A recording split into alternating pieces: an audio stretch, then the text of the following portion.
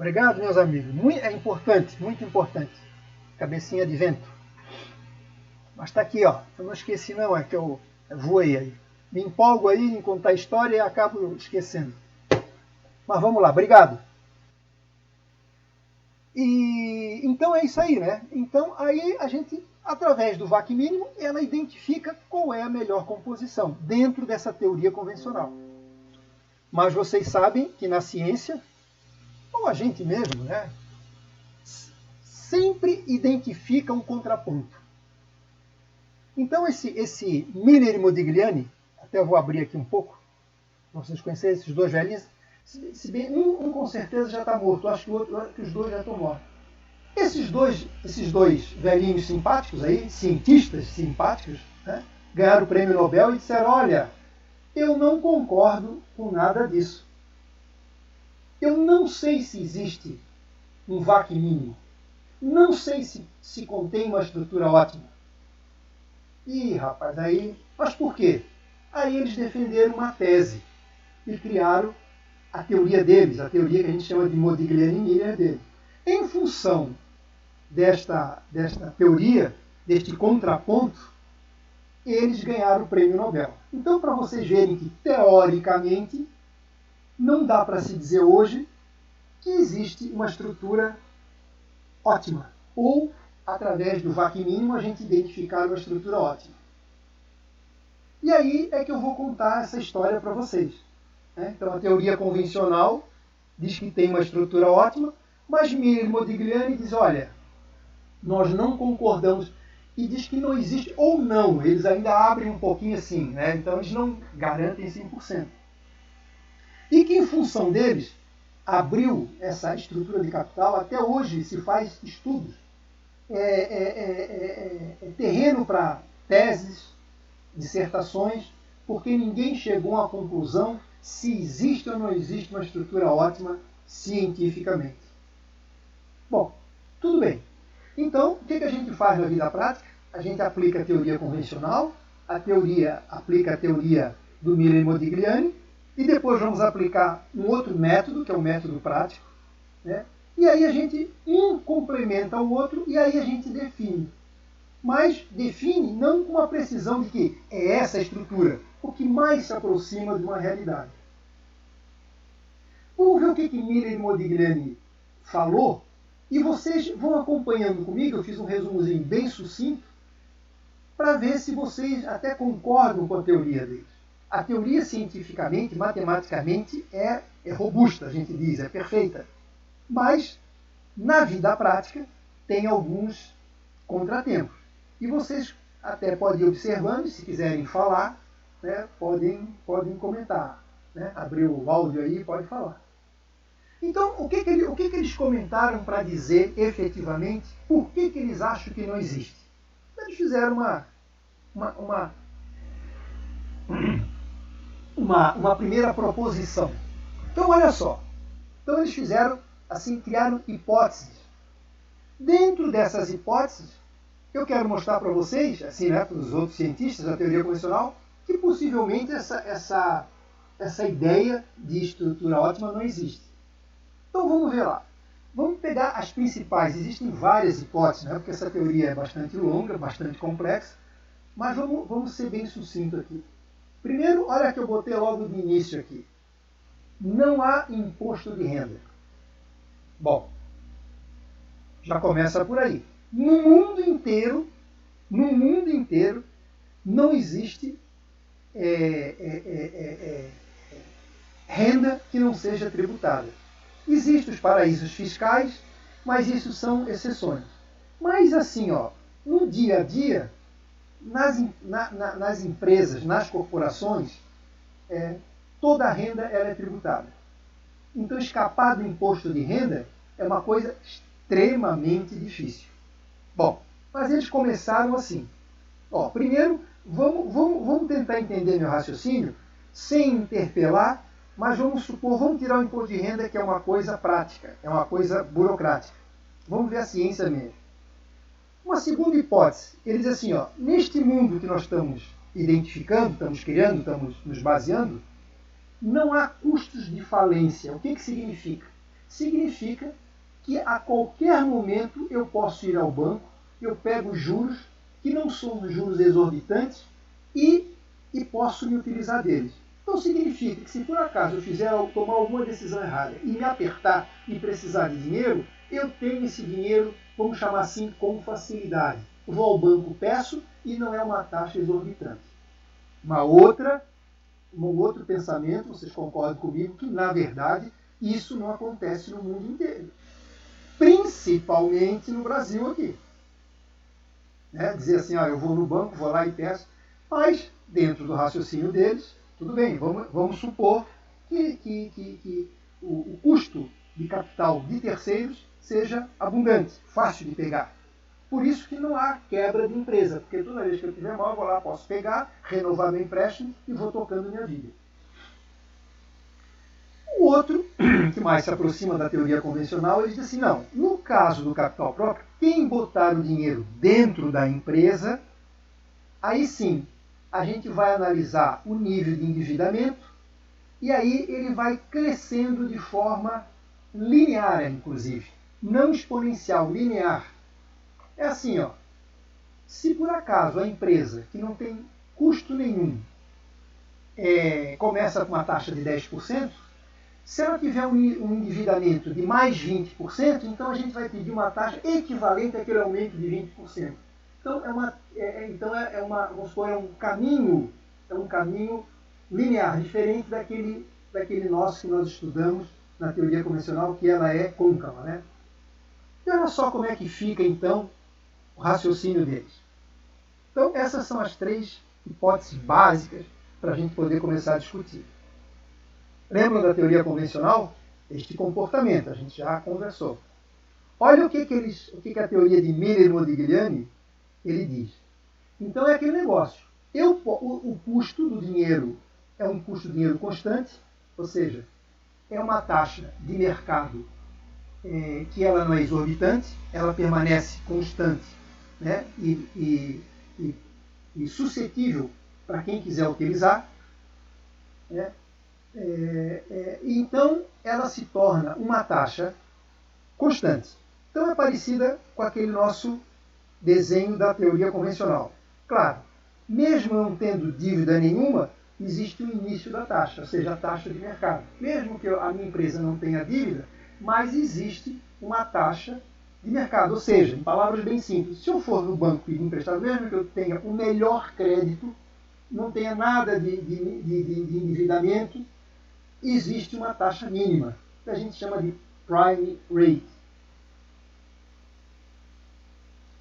É uma taxa especial, né? E a medida, no nosso caso aqui, que a dívida vai aumentando, na teoria convencional as taxas vão subindo, que é o mais comum, inclusive, que acontece hoje.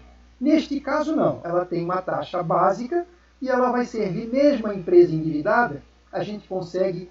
Tá? Que bom que se isso fosse verdade, isso acontecesse. Primeiro, meu crédito é ilimitado e a taxa sempre uma taxa compatível para eu poder me recuperar. Seria excelente. Seria assim, excelente para o mundo de hoje se a gente pudesse ter esse cenário.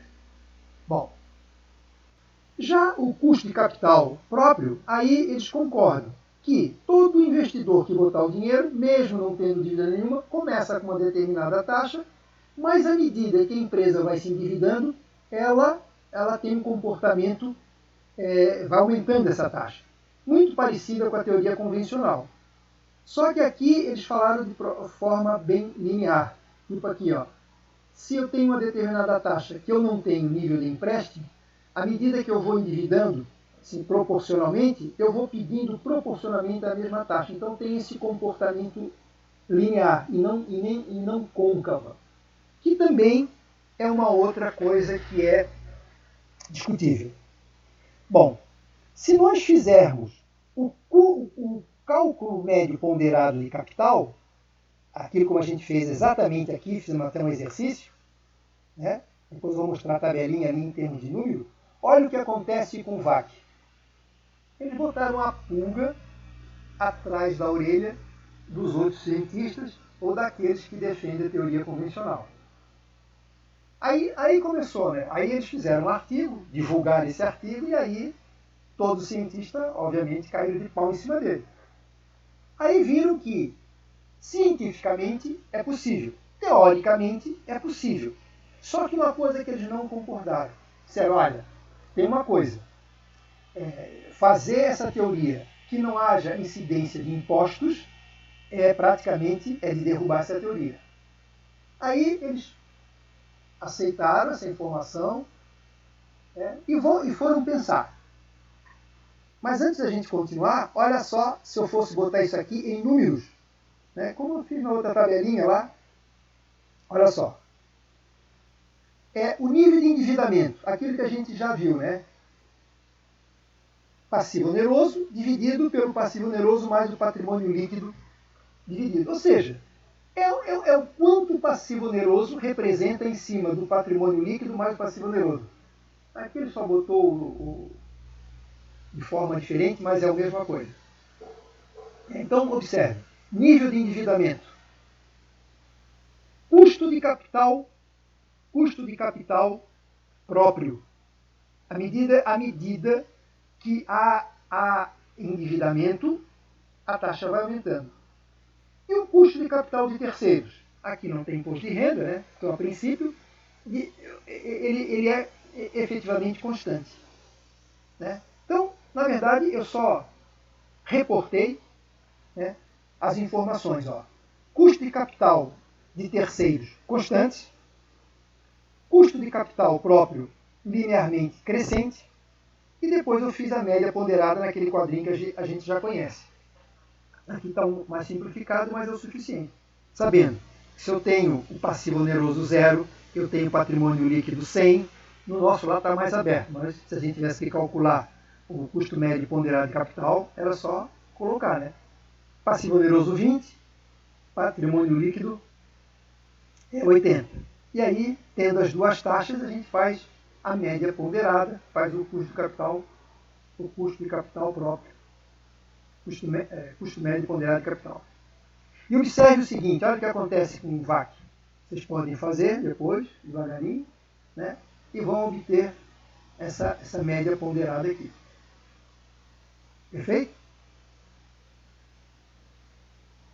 Uma outra informação, para nós, a princípio, nós não vamos utilizá-la, mas só para vocês saberem. Assim, ó, bom, se eu quisesse conhecer meu capital próprio, né, meu custo de capital próprio, qual seria? Claro que a gente conhece o custo de capital próprio quando ele é 0, a base é 12, e qual seria as demais? E aí a gente tem a fórmula aqui para que a gente calcule, ou seja, é para a gente conhecer qual é a taxa que a gente vai pedir de forma linear dentro do raciocínio dele. Perfeito? Então, eles botaram a fórmula aqui para nós. A princípio, neste momento, é bom a gente saber como é que a gente chegou nesses números aqui, né, pela própria raciocínio do Miller e Modigliani, mas a gente vai direto ao ponto, a gente vai saber como é que eu posso resolver esse problema dentro do raciocínio deles. Bom, então só lembrando, eu poderia botar aqui, ó, passivo oneroso, isso aqui, como é que eu consigo essas informações aqui, estão lembrados? Através de uma pesquisa, eu quero conhecer quais são as taxas nesses patamares de endividamento. Podia ser 10, 20, 30, 40, 50, até 90. Né? Podemos ter colocado aqui uma outra coluna, que é o patrimônio líquido. Depois nós temos o custo de capital próprio, e aí a gente pesquisou principalmente a primeira informação, as demais não precisa pesquisar, porque em função do nível de endividamento, ó, eu tenho aqui as informações, né? Tenho patrimônio líquido, tenho todas as informações necessárias, eu consigo determinar a taxa que eu deveria pedir para entrar nessa empresa. Até fica até mais fácil, se isso fosse verdade, né? Se isso fosse comum, se isso fosse amplamente aceito, seria até uma informação bastante interessante. Eu já ia entrar na empresa com a taxa pronta. O custo de capital de terceiros, fácil de identificar, é só ir lá no banco, ver qual é a taxa que eles estão divulgando mesmo para aquelas empresas que não têm dívida, e aí para os demais ele é constante. Então, neste caso aqui, para buscar as informações, para captar as informações, é bem mais fácil. Mas é aquele negócio, entrou no, é cientificamente robusto, mas quando a gente vai para a prática, e posso dizer para vocês que se vocês já trabalharam, eu trabalho nessa área, sabe que não é assim, e eu também já trabalhei muito nessa área, é a luta para se conseguir dinheiro e uma determinada taxa também. Perfeito? Bom, então, só voltando aqui, o mais importante é para vocês terem a ideia. Então, Miller e Modigliani não concorda com essa teoria e dentro de um conjunto de hipóteses, ele mostra que o VAC pode ser constante. E aí, botaram um grilo na cabeça de todos os cientistas. Mas só que eles criticaram muito isso aqui, não. Sem imposto não dá para aceitar. Eles foram para a sala deles, passou um ano, escreveram outro artigo e disseram: não, vocês têm razão. Eu acho que deve haver a inclusão do imposto de renda. Mas mesmo que eu considere o imposto de renda, mesmo assim, não existe um VAC mínimo. Aí ele criou algumas hipóteses no mundo com impostos, que é o mais parecido com a gente. Então aqui existe imposto de renda, mas eles ainda permanecem que a oferta de dinheiro pelos bancos ela é a mais justa possível, constante, e não aumenta com o nível de endividamento, e à medida que eu preciso eu vou buscar. E que o custo de capital próprio também cresce de forma linear dentro daquela proporção e daquela forma que a gente conhece. Ok, como é que ficaria então o raciocínio dele? Olha o que aconteceria. Nós teríamos o VAC constante sem imposto. Mas, se eu considerar o imposto de renda, o que acontece com o VAC? Ele decai. O custo médio ponderado, ele decai. Por quê? Porque entre o VAC sem imposto e o VAC com imposto, estão lembrados do benefício fiscal? Lembra que o benefício fiscal, ele diminui a taxa para a empresa? Eu vou lá, peço uma taxa emprestada, mas por ter o benefício fiscal, essa taxa final fica para mim menor. Então, o que acontece ao longo do tempo, à medida que eu vou pedindo empréstimo? Em vez de ele ser constante, ele vem decaindo. Claro, quanto mais tiver passivo oneroso, mais eu tenho o quê? Mais eu tenho benefício fiscal. O que é o benefício fiscal, na verdade? É o imposto de renda vezes o nível de endividamento. Então, aqui eu tenho pouco endividamento. Com este grande endividamento aqui, eu tenho grande benefício fiscal. E se eu tenho um grande benefício fiscal, no final das contas, a taxa para mim fica menor. Então eles dizem, concordo com vocês, concordo sem nenhum problema, no mundo dos impostos fica mais parecido com a realidade, mas o que acontece? Continua não existindo o VAC mínimo, e o VAC é uma reta, não sei se é reta, né? Mas uma linha descendente à medida que o nível de endividamento vai aumentando, mas também constante, e não demonstra o VAC mínimo. Olha só, aqui está embutido o imposto de renda, aqui também está embutido o imposto de renda considerado, e assim ficou até hoje esta teoria do Miller e Modigliani. Né? Tanto é que, em função dessa informação, veja bem, né, eles ganharam o prêmio Nobel, porque eles conseguem identificar matematicamente, estatisticamente, isso é uma teoria bastante profunda, de que dentro daquelas condições, né, para se discutir a possibilidade da existência ou não do VAC mínimo. Então, esse assunto ficou em aberto. Até hoje, não se conseguiu provar nada. Um pode complementar o outro. Bom, para nós mortais aqui, o que eu contei para vocês? Eu mostrei para vocês que existe essa teoria e vamos usar essa teoria e ela pode nos complementar. Então, o que o Miller e Modigliani apregoa? Ele apregoa de um forma, já com esse cálculo que ele mostrou, ele quer dizer o seguinte, olha, né? Para você conseguir, aqui na teoria convencional, você tem a melhor estrutura, né? Na teoria convencional você consegue identificar, a melhor composição em função do VAC mínimo dentro desse raciocínio mais cotidiano. Neste caso aqui, ele não consegue.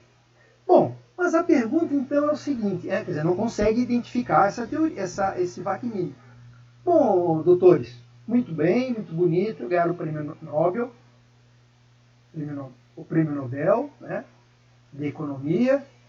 E para nós mortais, como é que a gente vai conseguir, então, calcular para que a gente possa identificar que estrutura mais se aproxima com a teoria convencional, ou que eu posso complementar essa ideia? Então vamos ver as conclusões que ele diz, e ele vai dar o caminho para nós, dizendo como é que a gente consegue, através da teoria dele, identificar aquela estrutura mais conveniente para a empresa. Aí a gente já não tem mais a melhor, a mais conveniente, a mais propícia, aquela que dá maior retorno e rentabilidade. Até porque ele parte do seguinte princípio: olha, né, a melhor estrutura de capital não depende do endividamento.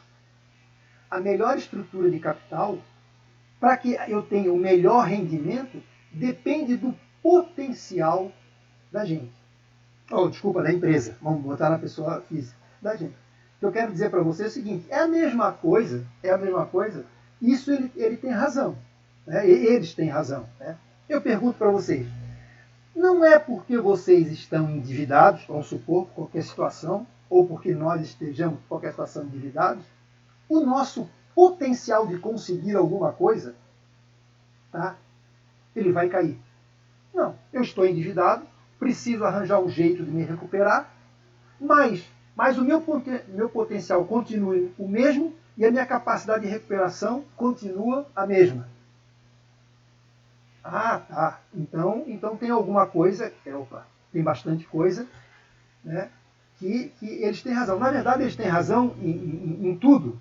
O problema é que se é aplicado na prática ou não, isso é uma coisa que a gente tem que discutir.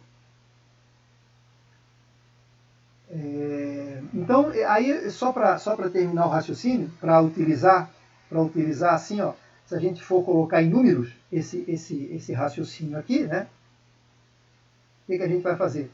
Vai utilizar aquela mesma tabelinha. Então, passivo oneroso, lembrando, como é que eu faço? É o que eu quero estudar. Custo de capital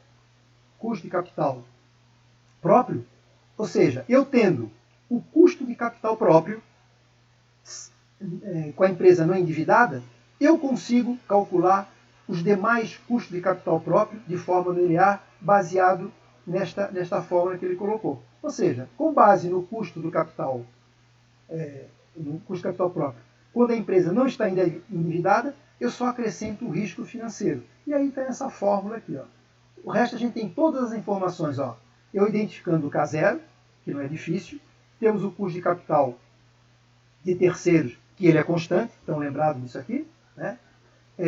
Temos o passivo oneroso e o patrimônio líquido, que vem dessa fórmula aqui, um menos o imposto de renda que a gente conhece. Então o que a gente tem aqui? Ó? Lembram daquele nosso custo de capital de terceiros sem imposto de renda, né? Sem o desconto do imposto de renda, aqui com o desconto do imposto de renda, e aí a gente vai ter o VAC, de forma que ele começa alto e vai diminuindo, basicamente em função de quê? Do nível de endividamento, que proporciona um benefício fiscal, e à medida que esse endividamento vai aumentando, esse custo vai diminuindo. Então essa é a informação, a gente pode conseguir montar este gráfico perante essas informações aqui. Bom, mas vamos ainda continuar um pouquinho. Isso aí é a explicação dele. Vamos focar naquele raciocínio que a pergunta é o seguinte: ok, vocês demonstraram a teoria, demonstraram a hipótese, demonstraram o que vocês pensam, mas é o seguinte, o que é que vocês proporcionam para nós, pobres mortais, empreendedores, gerentes, donos de empresa, de média, grande empresa, seja o que for, que ele possa me ajudar a ver, possa me ajudar a eu melhorar o meu nível de gerenciamento. No fundo é isso aqui. É claro, quem quer fazer mestrado, doutorado, sabendo disso, ele quer um pouquinho diferente, ele quer se aprofundar na teoria para explicar. Mas nós que estamos na graduação, na nossa formação, que é o mais importante, os outros etapas são só complementares, e a gente tem que ter essa base na mão. Se eu for para a vida prática, o que essa teoria pode me ajudar? Então, isso que eu pergunto. Então, vamos ver alguns comentários deles, né, sobre a teoria deles. Interessante aqui, né?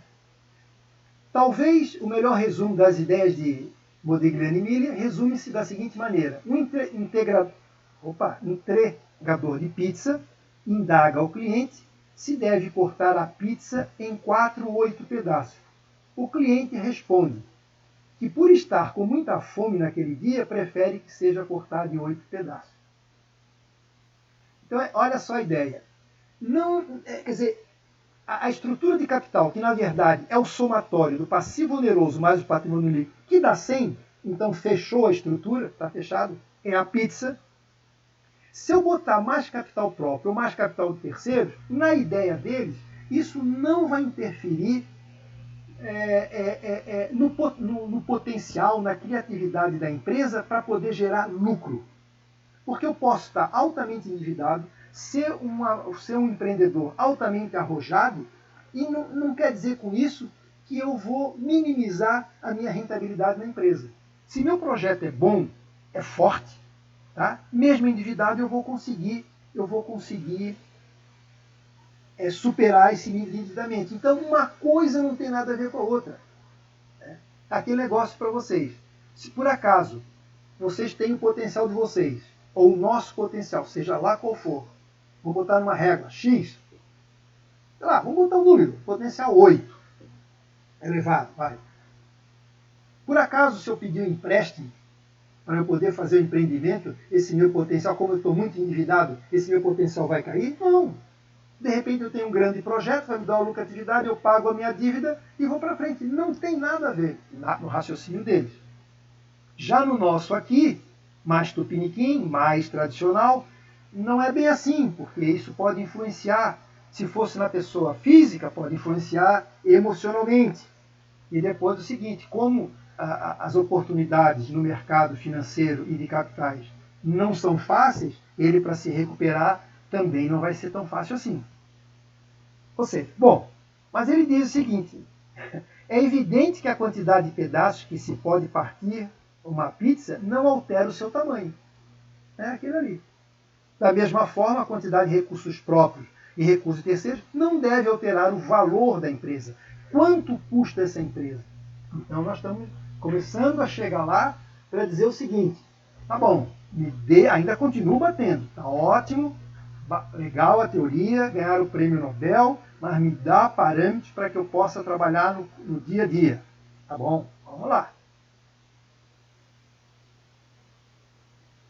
Então, ele ainda fala, a teoria Miller e Modigliani, ele contrapõe a existência de uma estrutura ótima de capital. E ele bota parâmetros, né? E a atratividade do investimento, ou seja, o potencial do investimento, o resultado do investimento, quer dizer, atrativo, né? A atratividade do investimento, é definida pela rentabilidade daquilo que ele se propõe a fazer e, claro, com o risco associado, porque se ele é arrojado, ele está correndo um baita do risco. Se der certo, tudo bem, se não der, não, como diz aí o Gil do Big Brother, está lascado, não tem isso? Eu não falo assim? A decisão risco associação e não a forma de financiamento. Ou seja, isso aqui é para homens arrojados. Mas, não interessa. Isso vem demonstrar que, sim, eu sendo arrojado ou conservador, isso não tem nada a ver com a minha estrutura de capital, ou melhor, não é que eu, buscando a melhor estrutura de capital, eu vou ter o melhor rendimento. Sim e não.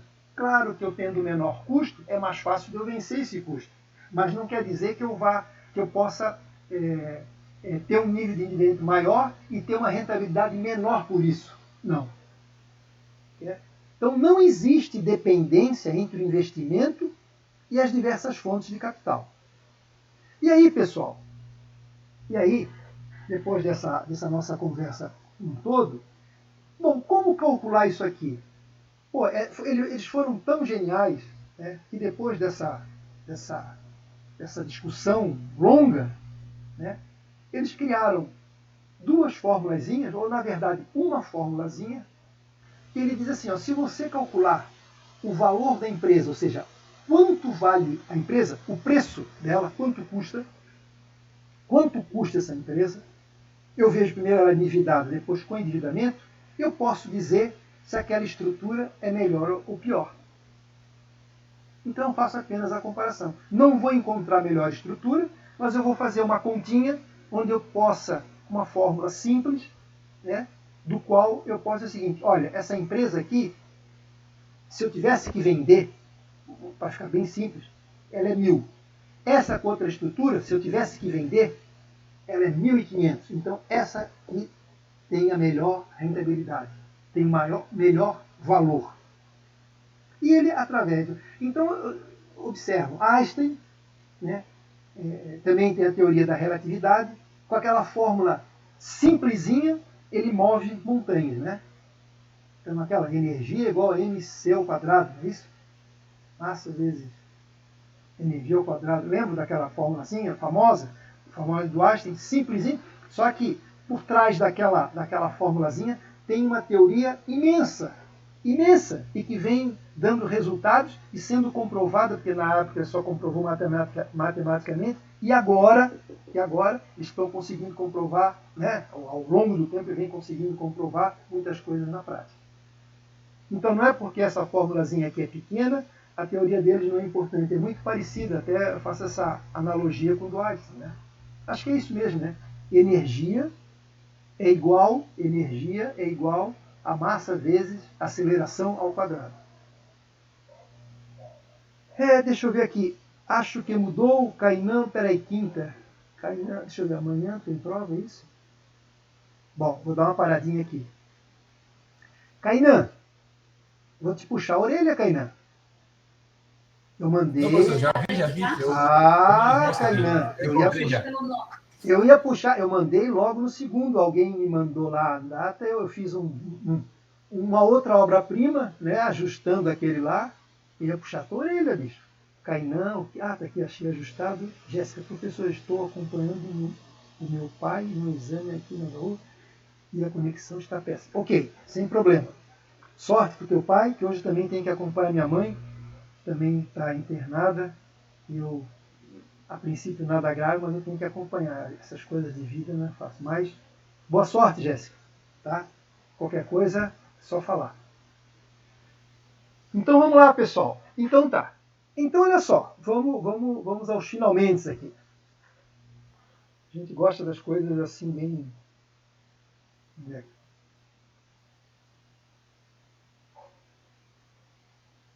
Deixa eu ver se assim fica melhor.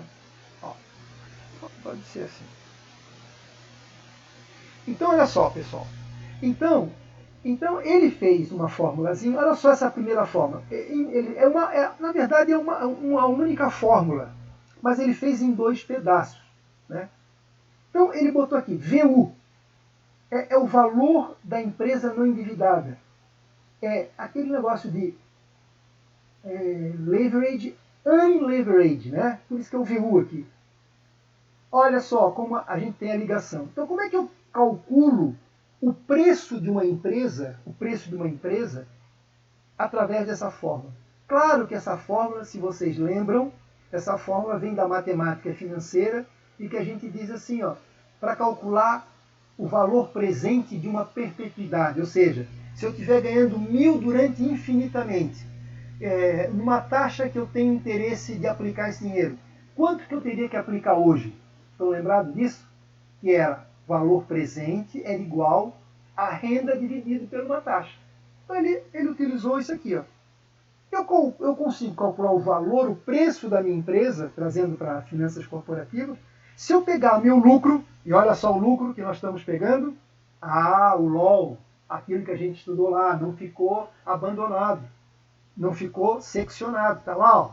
Lembra da nossa base lá? A importância do LOL, lucro operacional líquido, ou seja, o lucro proveniente das atividades fins sem envolver o endividamento, dividido por esse K0 aqui. O que é esse K0, na verdade? É o risk-free, é o custo de capital quando a empresa não tem dívida. É aquele custo seguro, né, que a gente consegue, né, que é uma taxa. Então, olha só, se eu dividir o meu lucro por essa taxa, aquela taxa que a gente identifica quando eu vou lá no mercado e digo, minha empresa não tem endividamento, quando é que vocês começam com essa taxa? É uma taxa básica. Né? Por exemplo, esse K0 poderia ser a nossa Selic, que hoje está em 10,75. Né? Aquela nossa taxa básica, que ela é padrão, a princípio, que serve de base para os cálculos dos demais juros. Então, com esta formulazinha aqui, que já vem da matemática financeira antiga, eu consigo calcular quanto custa a empresa não endividada. Bom, isso é uma coisa, mas eu tenho que ver o seguinte, mas e as empresas que estão endividadas? Qual é o impacto da empresa que ela está endividada? Isso me interessa também, justamente é isso. A maioria das empresas estão endividadas. Então, o que eu vou fazer? Então, esse VL vem de leverage, de alavancada, de endividada. Né? Então, o valor da empresa endividada é igual ao quê? O valor da empresa não endividada mais o quê? O imposto de renda vezes o passivo oneroso. Olha só, a formulazinha como é tranquila, tem todas as informações que a gente conhece, sem nenhuma dificuldade. Imposto de renda a gente vê o da empresa, passivo oneroso a gente vê no balanço, e aí a gente consegue ver o valor da empresa. Bom, eu tendo esse VL, eu estudo, vejo qual dessas estruturas vai me dar o maior valor. Por exemplo, se eu tivesse que vender aquela que tem maior retorno, e eu poderia dizer, olha, então, essa estrutura que tem o maior valor, o maior preço, é a que eu vou escolher. Lembrando que nós não temos, então, na verdade, um VAC mínimo. Então, o que a gente faz na vida? O que a gente faz na vida real? A gente utiliza a teoria convencional, que ela ainda é forte nos dias de hoje. E o que eu faço? Eu pego Miller e Modigliani e complemento o raciocínio. Vocês sabem também que qualquer análise feita, a gente não pode se sustentar em um indicador só. Isso é como na nossa vida. Professor, como é que a gente pode considerar se ele é bom ou ruim, está bem na foto ou não? Apenas com indicador? Porque ele é alegre. Porque ele é bonzinho na prova. Porque ele é ruinzinho na prova. Porque ele... Entendeu? Vocês, cada um tem o seu critério, podemos até citar, ou colocar, depende muito da pessoa para pessoa, citar aqueles critérios e ver, né, se é bom. Isso é a mesma coisa da empresa. A gente pega indicadores contábeis, indicadores econômicos, indicadores financeiros, isso que a gente está estudando aqui. Né? Agora também é o seguinte, não adianta 300 indicadores. Né? Os pedagogos aí, os cientistas, os professores aí, né? Os cientistas, não adianta também, os especialistas, não adianta muito indicador. Bons meia dúzia, vamos chamar assim, bons indicadores em torno de 6 a 10 no máximo, né, 10, eles podem dar uma boa direção para a nossa gestão. Bom, vamos então assim, vamos facilitar mais a nossa vida para entender aqui, e como é que, faz um exemplozinho aí, para ver o que vai dar para que vai dar. Vamos ver. Então vamos ver um exemplozinho simples. Tranquilo?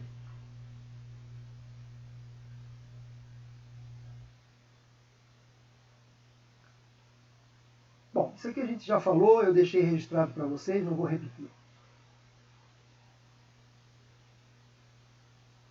Agora, essas considerações, vou ver se eu esqueci de alguma coisa. Na teoria de finanças, é marcante a existência da divergência. Isso eu já falei para vocês. Até hoje, não há uma definição se existe ou não. Né?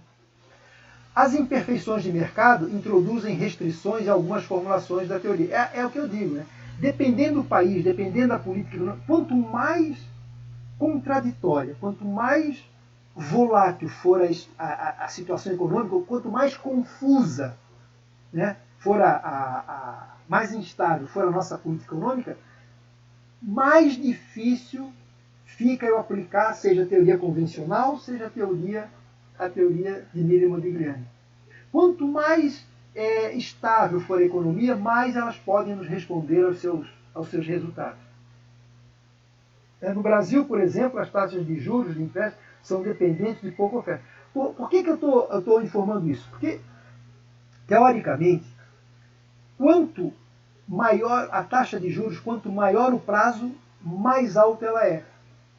Por quê? Maior prazo, maior risco daquele que toma emprestado, claro. Por exemplo, se eu faço um empréstimo, né, e vou receber daqui a 5 dias, o que significa? A probabilidade de estar tudo certo com quem tomou emprestado é quase 100%. Agora, empresta por 5, 10 anos. Será que vai acontecer com ele no futuro?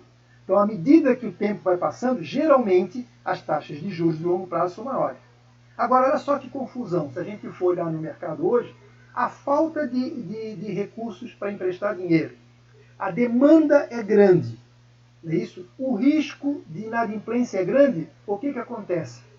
As taxas de juros de curto prazo, elas ultrapassam as taxas de longo prazo. Porque as de longo prazo, eles conseguem buscar alguns recursos de segurança. Ou seja, ficam com equipamento para garantia, pega aval dos donos da empresa, então de alguma forma eles se calçam numa segurança, numa garantia, né?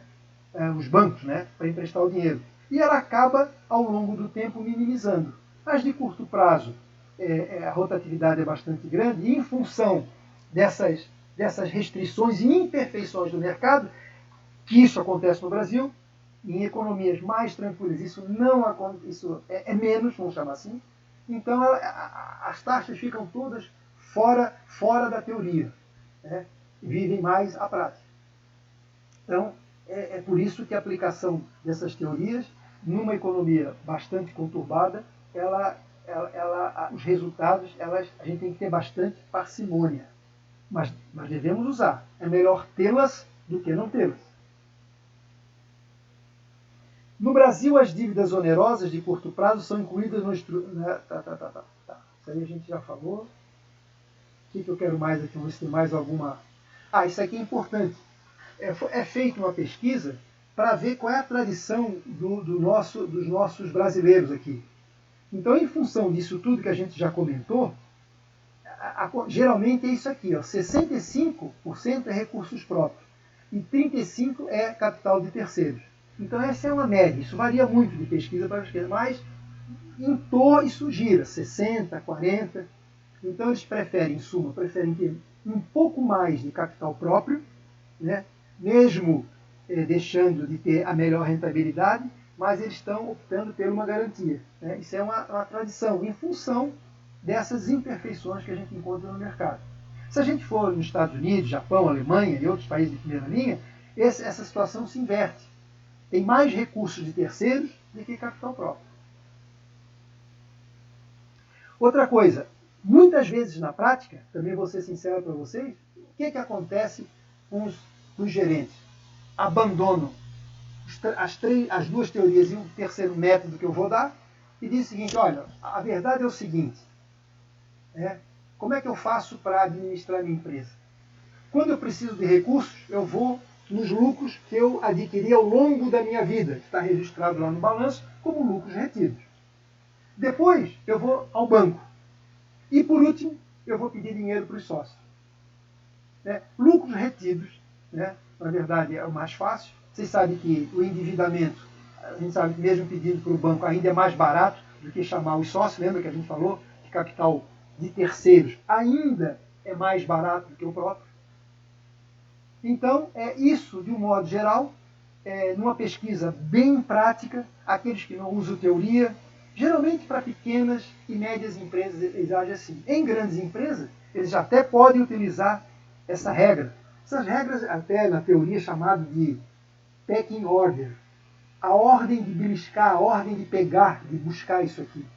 Né? Mas, na verdade, as grandes empresas é que na verdade, elas utilizam todas essas regras. A de Modigliani, a teoria convencional, e ainda eles validam a necessidade de buscar recursos, o lucro, o banco, e coloco nessa ordem aqui.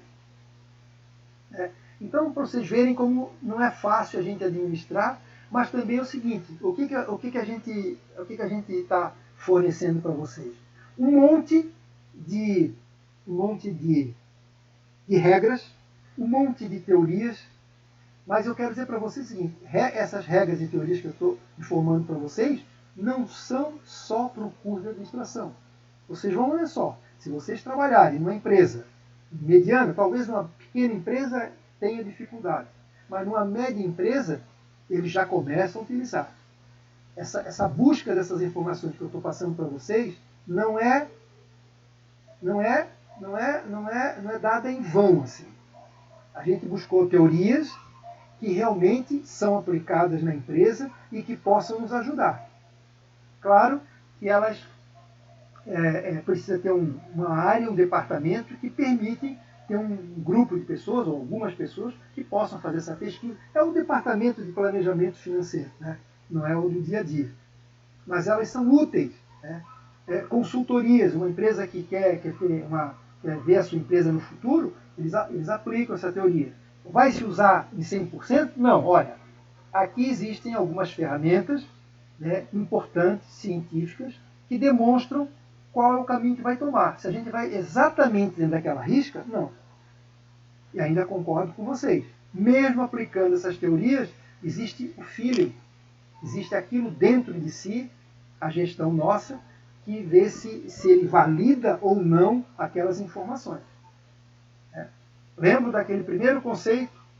Finanças é a arte e a ciência.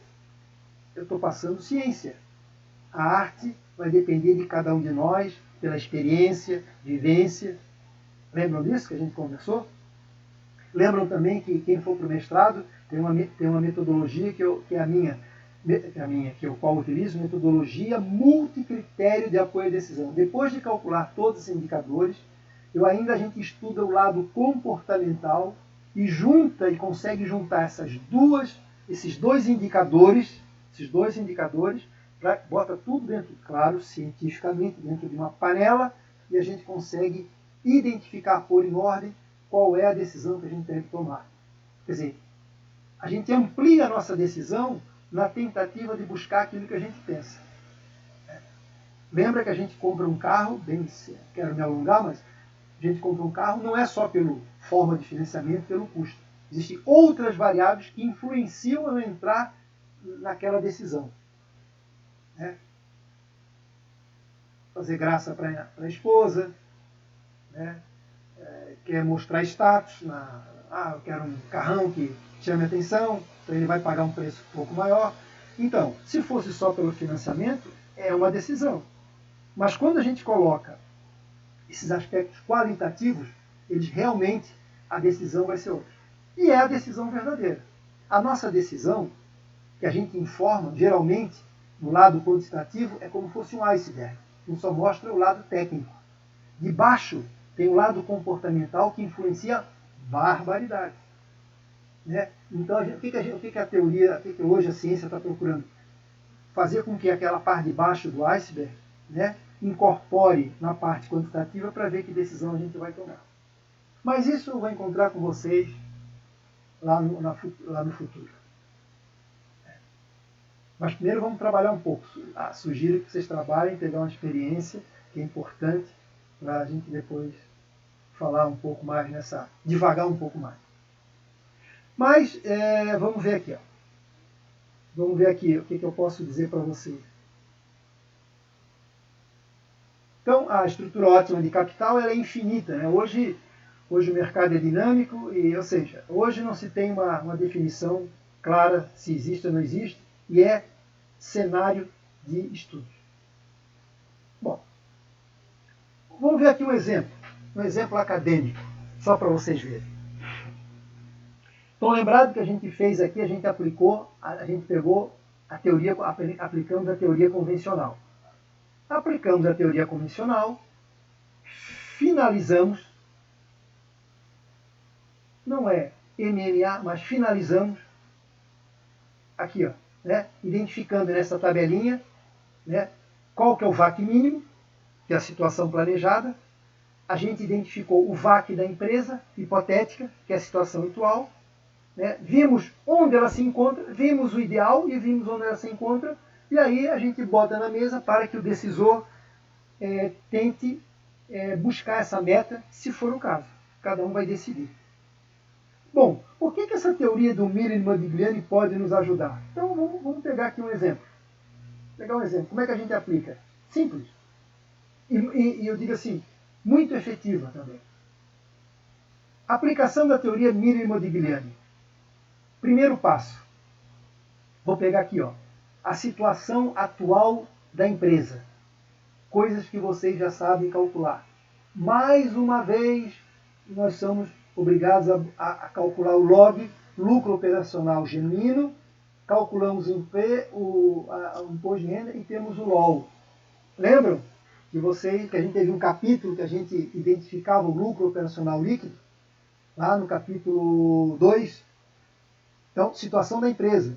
É a situação onde está o balanço, aquilo que vocês já fizeram. Bom, vamos colocar na teoria do Miller e Modigliani, olha só. O valor da empresa, o preço da empresa, quando eu não considero o nível de endividamento, é o LOL dividido pelo K0. Né? O que é o K0? A gente vai lá na tabelinha da empresa, olha só. Tudo aqui, ó. Se essa é a minha empresa, né? Aquela minha empresa, o que eu vou fazer? Eu vou lá, identifico a minha empresa. Só que eu quero saber o seguinte, qual é o custo de capital, capital próprio, quando o nível de endividamento é 0? É só eu buscar aqui, ó. Né? Esse é o 0. Ou seja, é quando eu entro na empresa e essa taxa eu obtenho por ela não ter capital não tem endividamento. Como é que eu pego isso? Isso aqui é uma informação que é dado na pesquisa que eu faço. Então isso vocês têm em mãos. Tem que fazer cálculo nenhum, tem forma. Então está aqui, ó, 0,15. Pego o LOL, que eu calculei, da empresa, né, que a gente já sabe calcular, e calculo o 0,15. Calculo aqui, eu tenho o valor da empresa sem endividamento. Então, se eu fosse vender essa empresa, se ela não tivesse endividamento, eu ia pagar nessa empresa 38 milhões. 38, pouco aí, pouco mais de 38. Mas o que a gente vai tomar como base é o valor da empresa considerando o endividamento. Então, eu vou pegar os 38 que eu calculei, né, que é fácil de calcular, mais o meu passivo oneroso, que eu tenho balanço em mãos. Vocês sabem como buscar o passivo oneroso, sabem como calcular o imposto de renda da empresa, multiplica, né, dentro da fórmula dele, e tem o valor da empresa aqui. Ó. Se eu tivesse que vender a minha empresa com esse nível de endividamento, eu ia pagar, quem fosse comprar ia pagar pouco mais de 46 milhões, por exemplo. Então, olha só, primeiro o sustentáculo, a base da minha empresa. Isso está tudo expresso no balanço, se vocês sabem calcular. A única coisa que vem de novidade é esta fórmula aqui, minúscula, que vocês têm, cujas informações vocês têm todas elas prontas. Bom, onde que eu quero chegar? Então a minha empresa está neste nível aqui, se eu fosse vender a 46. Vamos supor que eu fosse utilizar o VAC mínimo, né? Se eu fosse utilizar o nível de endividamento, ou seja, aqui, ó, se eu fosse utilizar o nível de endividamento do VAC mínimo, vamos voltar lá. Aqui eu tenho a empresa hipotética, eu tenho 18 de passivo oneroso. Vamos pegar aqui, ó, o VAC mínimo, que orienta que eu tenha que me endividar mais e diminuir o patrimônio líquido, seja mais arrojado. O que diz o Modigliani? Ele vem dizendo para nós, dependendo do projeto que você tem, você pode se endividar, isso não vai alterar a sua rentabilidade. Vamos ver essa teoria? Então é o seguinte, eu vou buscar o VAC mínimo. Eu vou buscar o seguinte, pô, então tá, então o VAC mínimo está me orientando que eu me endivide mais, que eu corra mais risco. Mas será que eu vou ter uma rentabilidade menor? Então vamos ver. Como é que eu faço? Eu vou pegar as mesmas informações.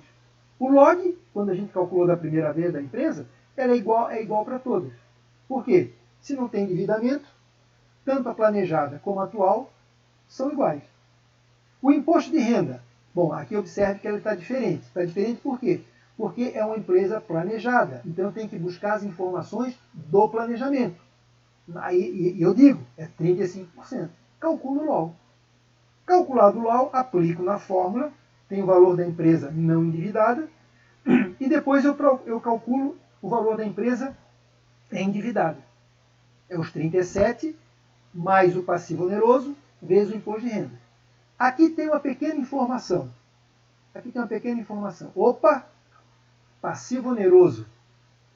Qual que é o passivo oneroso desta empresa da situação planejada? Como é que eu busco essa informação? Então, o que eu vou fazer? Qual é o valor financeiro do passivo oneroso? Porque se eu for olhar na empresa planejada, eu sei que a empresa, a situação planejada aqui, eu sei que o passivo oneroso é 55%. Eu só tenho essa informação em termos de percentuais relativos. Eu não tenho valor financeiro. E a empresa me exige o valor financeiro. Graças a Deus tem uma matemática aritmética, né, bem simples para a gente buscar. Então o que a gente faz? Se eu tenho o percentual do passivo oneroso, que está lá naquele quadrinho, e sei o passivo oneroso da minha empresa, né, porque essa informação eu tenho no balanço, as demais eu não tenho balanço, eu faço uma regrinha de 3. Olha, 18%, que é a minha empresa, onde eu busco as informações do balanço, é 18%. Se eu tiver 55%, qual que seria o valor financeiro do meu passivo oneroso? É aquele negócio. Por que eu estou pegando como base isso aqui? Porque isso aqui é uma pizza. É o somatório, ele não muda. Tem que dar sempre 100%.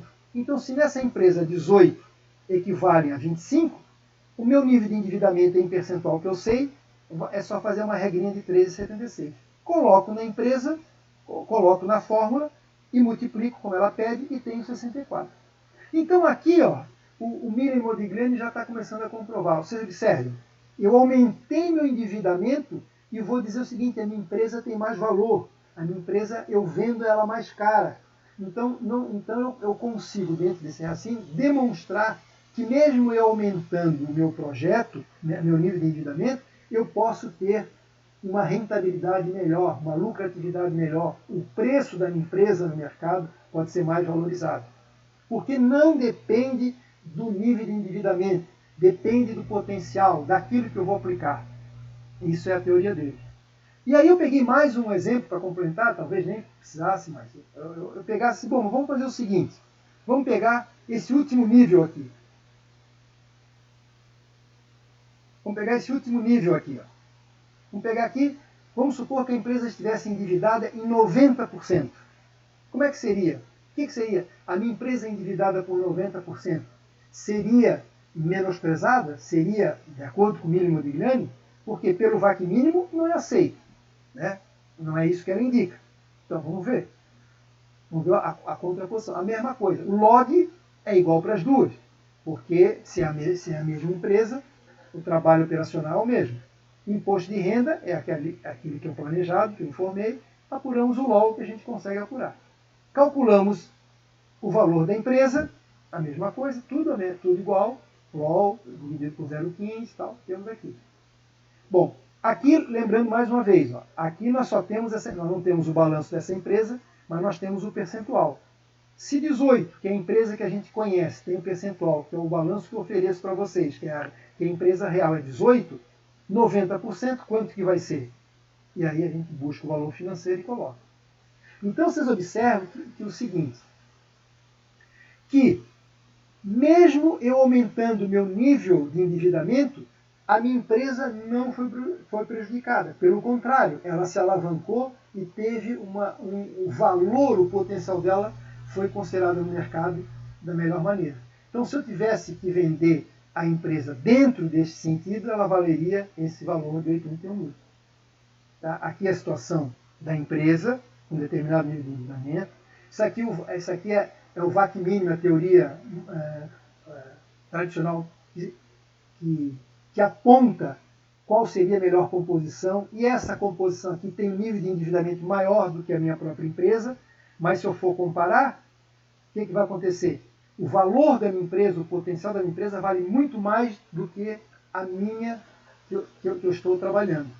E se essa mesma empresa tem um bom projeto e eu me endividasse mais ainda vem demonstrando. Então, significa que onde está o VAC mínimo? Pergunta Miller Modigliani. Né? O que acontece é que isso, aqui é apenas um exemplo teórico, que é para demonstrar matematicamente que o endividamento não influencia na rentabilidade. Porém, o risco é muito maior.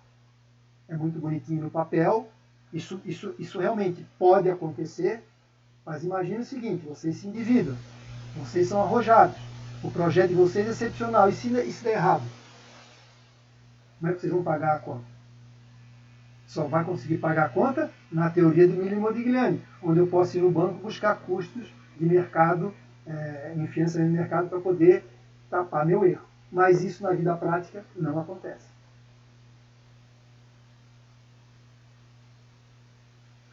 Bom, é claro que se eu perguntar, claro que tem que fazer a continha, mas é simples, mas eu pergunto assim, ó, primeiro eu estou preocupado com o seguinte, a história que eu contei para vocês, ela deu para entender qual é a ideia do Miller Modigliani? O que vocês acham?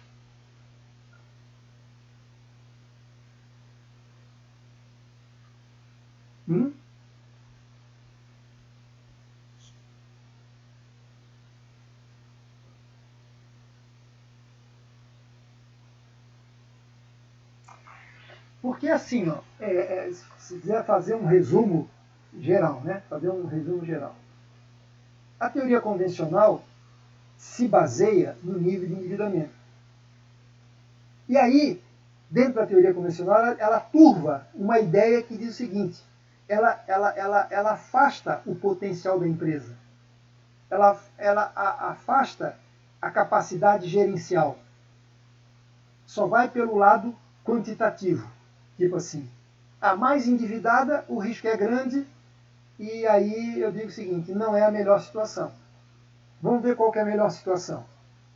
Bom, isso é um caminho. Eu digo o seguinte, não está errado. Porque na vida prática, pelo que eu vejo, a teoria convencional me parece que ela tem mais pontos parecidos com a realidade do que a do Miller Modigliani.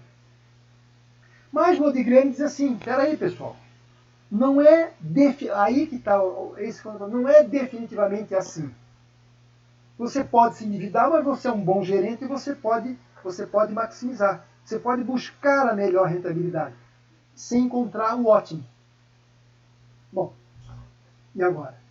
Vai ficar na nossa mão. A continha, por exemplo, a do VAC mínimo, a gente viu.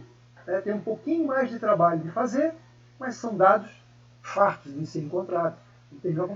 Miller Modigliani tem essa formulazinha que nos permite imediato de calcular. Ela exige algumas informações um pouquinho de outros capítulos, que é o LOL, o resto tudo você já tem. O que a gente tem que fazer?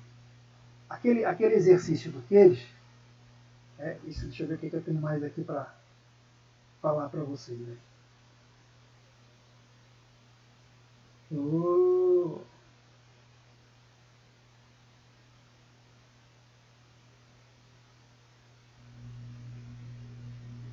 Deixa eu ver o que eu tenho mais para frente.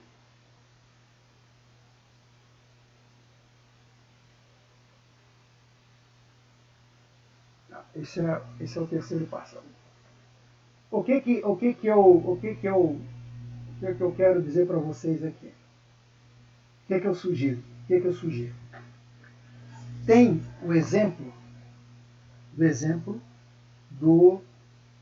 um exemplo real balanço lá disponível do queijo. Então, ali eu pedi as duas coisas, né? O que eu vou pedir para vocês, as três, na verdade. Mas ali tem as duas coisas. Eu pedi, primeiro, tentar identificar dentro daquelas informações e dentro da teoria convencional qual é a estrutura que a teoria convencional indica. Com esse mesmo balanço, com essas mesmas condições, eu peço para calcular dentro de uma estrutura planejada, eu vou solicitar, eu pergunto, qual que é melhor, a da teoria convencional citada ou a do Miller e Modigliani? Apenas como exercício, porque a decisão vai ser da gente na vida prática. E aí a gente vê a pequena diferença. Está ali o exercício e está ali calculado. Então, assim, é importante que vocês façam, se for o caso, tropecem, e aí eu quero abrir para discussão. Perfeito? Eu pergunto, dentro dessa ideia do Miller e Modigliani, tem alguma coisa que eu possa melhorar, contribuir, esclarecer, sem antes de fazer o exercício? Apenas como uma história, vamos chamar assim. Apenas como alguém que conta uma história para vocês. Bom, eu dessa história, o fio da meada eu entendi 10%, 20%, 30%. Eu entendi 80%. Claro, a gente precisa fazer uma continha, precisa botar a mão na massa ali, fazer uma continha, mas é bem simples para a gente ir tirando algumas dúvidas. Mas como história, assim para ver a diferença marcante, e a gente mostrou a diferença teórica e como encontrar essa teoria, como encontrar essa estrutura baseada do Miller e Modigliani. Ok? Bom, o que eu sugiro para vocês? Que vocês tentem fazer que a gente discuta isso aqui. Né? Por exemplo, eu deixei para vocês lá o Duqueiros, um exercício bem legalzinho, né? Bem, real, mas com todas as condições de a gente poder entender o exercício. Se por acaso alguém quer tirar alguma dúvida, né, daquele exercício lá do Duqueiros, primeiro sobre a teoria convencional. Se alguém tiver uma dúvida, a gente pode discutir, olha, eu não entendi isso aqui, como é que chegou, eu tive dificuldade nisso, como é que a gente vê isso, né? A gente pode ir melhorando a situação. Depois, na quinta-feira, como é bastante simples aqui, para quem quiser, já pode pegar esse mesmo exercício e aplicar de Miller e Modigliani, não vai perder mais do que 1 hora. Inclusive ele já está calculado para ver. Tropeçou, quinta-feira a gente pode tirar uma dúvida. Claro que a gente pode ir tirando dúvidas até o nosso encontro lá da nossa avaliação. Né? Mas se já for tirando, com certeza está saindo na frente. Tá bom, Luiz? É isso aí. Então, o que eu sugiro para vocês? Né? Que não deixem acumular, porque olha o que vai acontecer. Nosso próximo encontro, né, eu vou abrir esse espaço. Tem alguma dúvida? Não tem. Nós vamos para... Aí não vai ser uma teoria, um terceiro método. Né? Se a gente não fizer um esforço para olhar, o que vai acontecer? Com certeza, vocês vão dizer assim, pô, embolou o meio de campo. Lógico. Isso é uma primeira explicação, a primeira vez que vocês estão vendo. Né? É simples, mas quem vê pela primeira... Até eu também, quando vi pela primeira vez, ou muitas vezes ainda, a gente acha complicado, mas não é. Quando a gente bota no papel e faz, e mesmo que tenha tropeço, ótimo, a gente explica e não vai esquecer nunca mais. Vai garantindo. E aí a gente consegue acompanhar as outras teorias. Né? Vamos. Então tá. A Stephanie, vamos lá. Professor, no exercício do VAC mínimo da empresa Case, eu não consigo calcular o PIB da tabela. Ok, então deixa eu pegar o certo. O PIB da tabela. Bom, deixa eu ver o raciocínio, deixa eu ver o seguinte. Esse PIB da tabela, esse QIB da tabela? É o QIB da empresa ou do planejado? Primeira pergunta. Porque são duas informações. O QIB que tem o balanço, a gente calcula, né? O QIB da empresa, ou o QIB que eu forneço pelo planejamento, né? Em função de outros níveis de endividamento. Qual deles tu não encontraste? Não encontraste?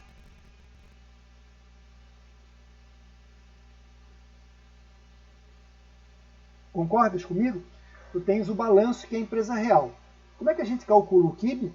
É aquilo que a gente fez nos outros despesas financeiras dividido pelo passivo oneroso, de curto e longo prazo. Pronto. Identifico da empresa, né, do QERIS lá atual, vejo o cálculo do imposto de renda e eu tiro, bom, aí é o QIB. Aí tiro o imposto de renda e eu tenho o QIL. É isso? Tem essa informação. E tem outro, isso é o QIB da empresa real, aquela que eu demonstrei o balanço. Aí eu fiz uma pesquisa. Aí tem diversos outros níveis de endividamento. E aí esses outros QIBs aí, fui dando através da minha pesquisa. Está lá escrito A, B, C, D, tal. Qual deles tivesse dificuldade? De encontrar o da pesquisa ou do QERIS?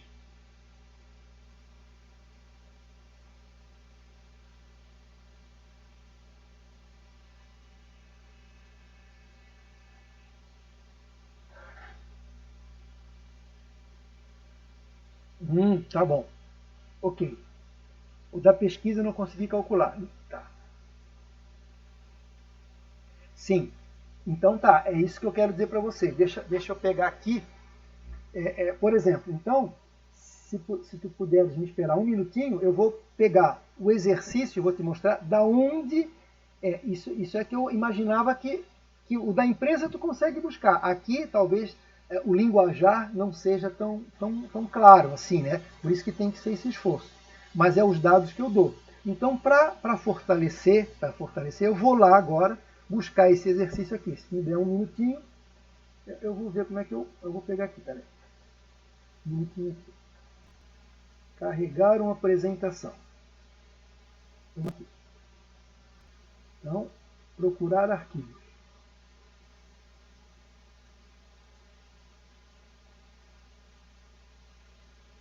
Aqui,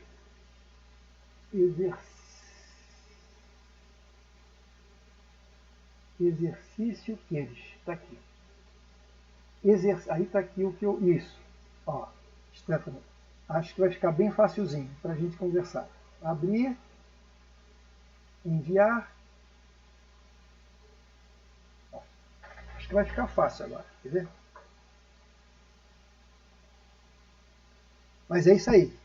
Eu imaginava que o teu problema não fosse encontrar o da empresa, aquilo que tu já fizesse bem nos exercícios anteriores, prova, etc. Tal. Esse aqui, ó. Então, olha só.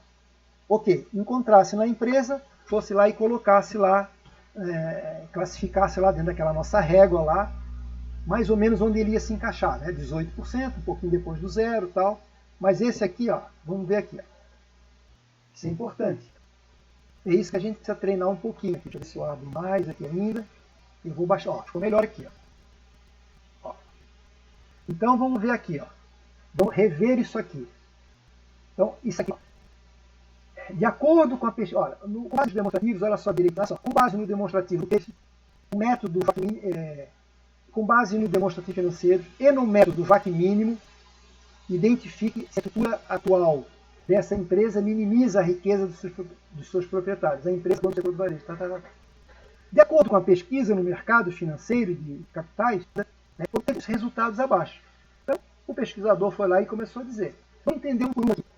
Olha só, o custo de oportunidade, aí eu botei assim, ó, entre parênteses, taxa de juros, das instituições financeiras foi de 6%, já descontado o imposto de renda. Aqui que legal, ele já está dando o QIL. Perfeito? Vamos entender aqui primeiro. Olha só. É claro que por isso que a gente tropeça um pouquinho. O custo de oportunidade daqui para frente também vai ser taxa de empréstimos de banco. Como é que eu sei que é taxa de empréstimo de banco? Por essa palavrinha aqui, ó. instituições financeiras. Quem é que dá dinheiro? São os bancos. O banco é chamado também de quê? Instituições financeiras. Então, olha só. É claro que isso aqui é um custo de oportunidade, vocês sabem o que é, mas aqui ele é também chamado, quando eu vou pedir empréstimo no banco, a gente pode chamar que as taxas que o banco fornece para a gente, ela é a taxa de juros. Perfeito? Foi de 6%. Bom, duas coisas importantes aqui. Já é descontado o imposto de renda, então isso é o QIL. Então, Stephanie, na verdade, naquele quadrinho, embora eu abri aquela coluna do QIB, não necessariamente eu preciso calcular o QIB. Eu preciso calcular, na verdade, é o QIL. Neste caso aqui eu já dei. Mas se você quiser calcular o QIB, vai fazer o caminho inverso para achar ele sem imposto de renda. Mas não precisa. Eu já estou dizendo, ó. E aí eu pergunto, em que nível de endividamento essa informação se encontra? Como eu não falei em percentual nenhum, então esse aqui é o zero. Então vamos entender aqui. Custo de oportunidade é taxa de juros de banco. Já foi descontado o imposto de renda de 6%, então já é o QIL. E aonde eu encaixo ela? No zero. No zero por quê? Porque eu não disse qual é o nível de endividamento. Por exemplo, olha aqui. Vamos voltar, vamos pular para o 3 aqui. Ó. No caso de empresas com endividamento de 20, aí eu estou agora definindo qual foi a minha pesquisa, 20, 40, 60 e 80, a remuneração do capital de terceiros. O que é remuneração do capital terceiro? Na verdade, é a taxa, é a taxa de juros que eu pago para o banco. Então, esse aqui é o QIL, ou QIB. Vamos ver o que ele diz aqui mais na frente. Aí dá a taxa. Para cada nível, ele dá a taxa aqui. Ó. Respectivamente, já descontado o imposto de renda e contribuição social. Então, aqui eu tenho o QIL, não tenho o QIB, já tenho o QIL prontinho, perfeito? O QIL, para as diversas taxas. Então, olha só, passivo oneroso de 0 é 6%. Depois eu fiz 20, 40, 60, 80. Passivo oneroso, já que a taxa de juros é 6,5%, 7, 8. Se vocês forem olhar lá na minha resposta, está lá essas informações. Tá certo? Então, aquilo que me perguntasse, o QIB, aí é o seguinte, se você quer fazer a tabela completinha, não há necessidade, porque o objetivo é o QIL, o que eu faço? Eu digo, se o QIL com o imposto de renda já descontado é tanto, se eu tirar o imposto de renda, quanto que vai ser? Faz uma regrinha de 3, eu acho o bruto. Ou seja, qual é a taxa do QIB descontado do imposto de renda? Fazer uma continha inversa, uma regra de 3 inversa. Bom, para não falar muito, posso falar mais, eu pergunto. Deu para entender ou não? Ou quer uma explicação melhor?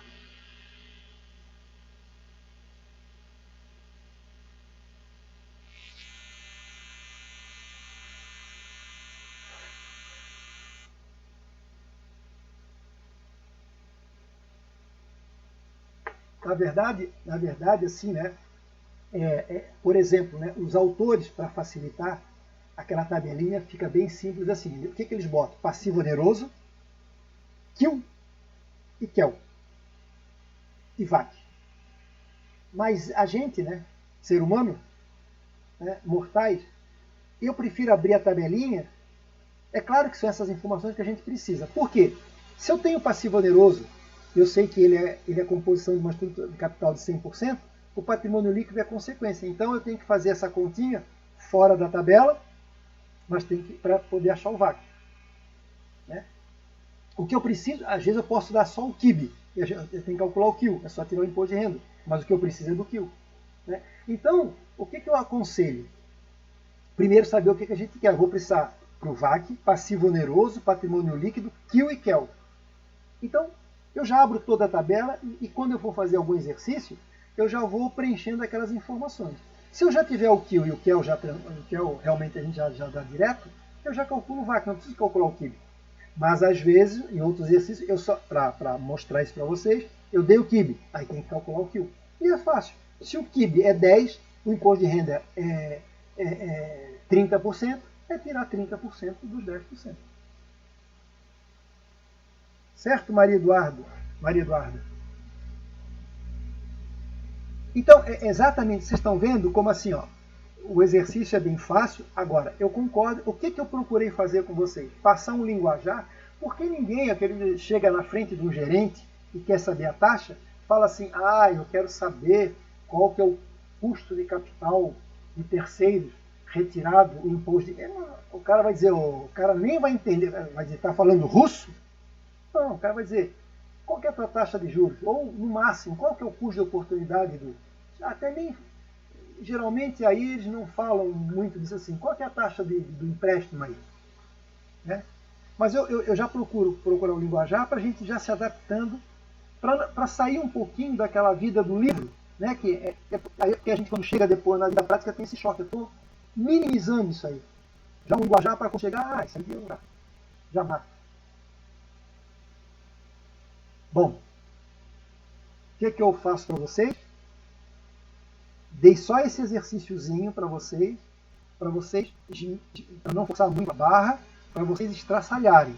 Que aí depois vem mais outros, né, que a gente tem que fazer, tem que se preparar para a nossa avaliação.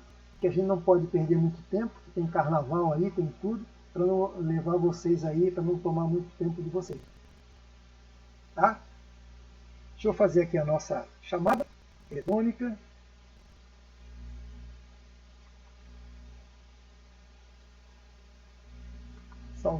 Aconselho todos verem as suas frequências, porque é o passaporte de vocês. Se vocês podem ter até média, né? Mas se não tomarem a vacina, que a frequência não pode frequentar e fazer a prova. Então, a avaliação, etc. Toma a vacina, tem o passaporte. Não dá, neste caso, para ser negacionista. Infelizmente, é a regra do jogo. Né? A vida não é assim, não é assim linguajar. Não dá para dizer, não, eu não vou falar. Se bem que, por exemplo, em Portugal, que a gente tem recebido muitos alunos de Portugal, é assim, ó.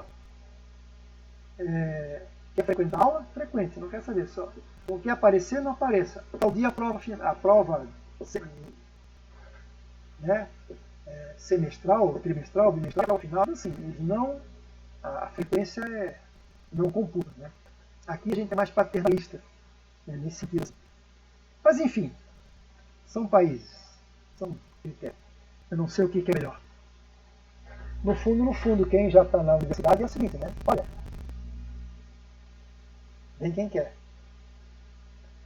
Tá bom, pessoal? Eu espero que esse silêncio seja traduzido em bons estudos para me surpreender como me surpreendeu na última avaliação. Né? Tomara que dê tudo certo outra vez. Geralmente, esse capítulo, ele é assim, geralmente, estatisticamente, as notas caem. Né?